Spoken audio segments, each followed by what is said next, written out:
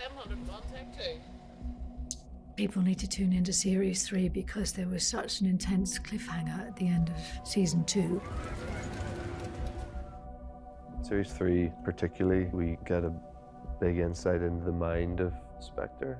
Daddy, look what I found! You're sucked into a world that you usually don't get a glimpse of. Darker and deeper than any other drama series has taken.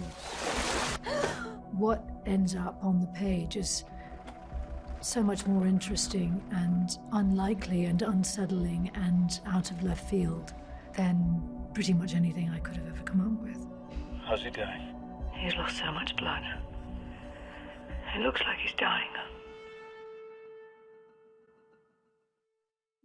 The premise of The Fall is that you get to see a serial killer at work, played by Jamie Dornan, playing Paul Spector, and we see him attacking women, and we see the investigative team. I play Detective Superintendent Gibson, who's brought in from the Metropolitan Police from London to Belfast on the hunt for this man, Paul Spector.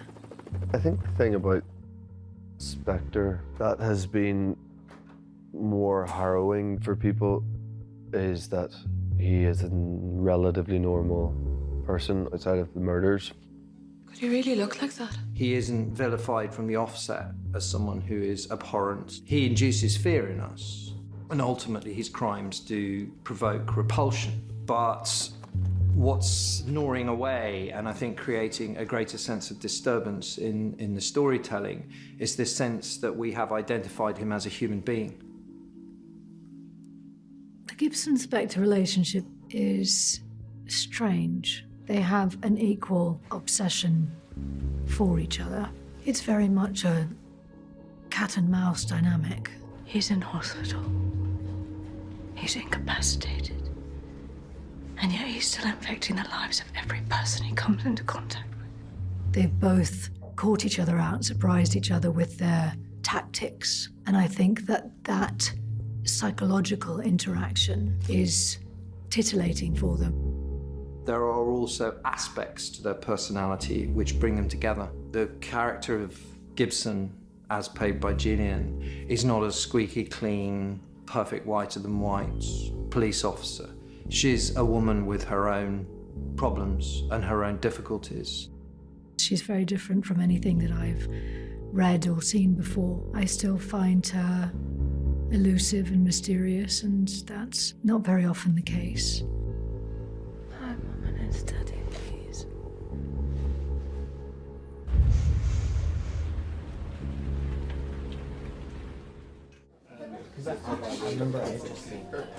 Seeing Jamie Dornan and Gillian Anderson in action on set has been inspiring, and that's not to use a cliche. They're just electric when they're on screen together. Have the courage of your convictions and admit that you remember it all. It took 4 or 5 years to really be able to create that dynamic between them. People always just come up to me after the first series and go, "What's Gillian Anderson like to work with?" And I was always like, we clearly haven't watched The Fall then, because I didn't work with her in the first series. You know, I had that one moment. But now I can say that I've worked with her substantially. And she's brilliant. He's very, very good. It didn't have to be that way.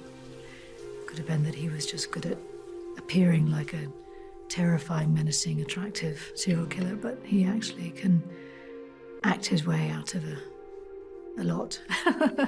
By the time they were in the 3rd season together, they had a very, very strong sense of precisely what the other performer had done with the role, to the point where it was beautiful to watch. Actually, seeing the final scene between them, the big showdown, really, you're aware that there's something going on there which is just way beyond dialogue. The interview is being suspended at 15:47 so that Paul Spector can consult with his solicitor. That's the detention officer. To do something of this scale and with this intensity, it requires the integrity of a single creator. Alan is just an extraordinarily talented writer, and he's so spare in his writing, and that's really uncommon. Across season 1, he worked as a writer and producer, and Al always had the intention of taking over the helm and basically directing as well as co-producing, and that's what he did on season 2 and on season 3. I think that gave Al almost a unique capacity to hold this world in his head in terms of its direction, its casting, its music, its editing, in terms of Gillian and Jamie and so on. There was one person who had the answer to the questions that would come up. There was someone who could define for this world what was right and what was wrong. Very good. That'll do us. Cut it. It was mentioned a lot in the first series that Belfast is sort of its own character within the Fault. I'm very glad it was, because it means I don't have to do an accent, which is nice. The old bad times in Belfast are still lurking, and they're touched on now and then. It gives it a dread and a threat, I think, Belfast. Certainly in the collective unconscious that I think is important. Al has done a very good job of incorporating it into the story. It adds, I suppose, maybe from history, a certain level of darkness, but then also a new energy to it. And it's nice to see Belfast in a different light, in a different setting, albeit the hunting ground of a serial killer, but still. It's nice to see something different being told. I'm from Belfast as well, so this is like literally sort of coming home. I haven't lived there for 15 years, but they're like family, this crew, for the most part, with the same crew over all 3 series. It's so heavy, the subject matter, but we have a real laugh in this job. 5 years wrapped on the Fall. Thank you. The leaving gift for Jamie was just a fantastic moment of kind of reward and completion for all of us. Working with Jamie was a joy. I can't even bear it is. Well, thank you so much. That's unbelievable. The gift of the guitar and the symbolism, it was just an opportunity for the crew and the rest of the cast to express their affection and their enjoyment of working with Jamie.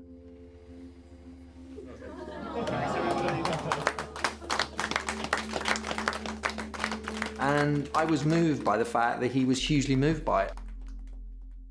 I think audiences have really connected with it because it's different. It's full of suspense and uncomfortable moments, which make for good viewing.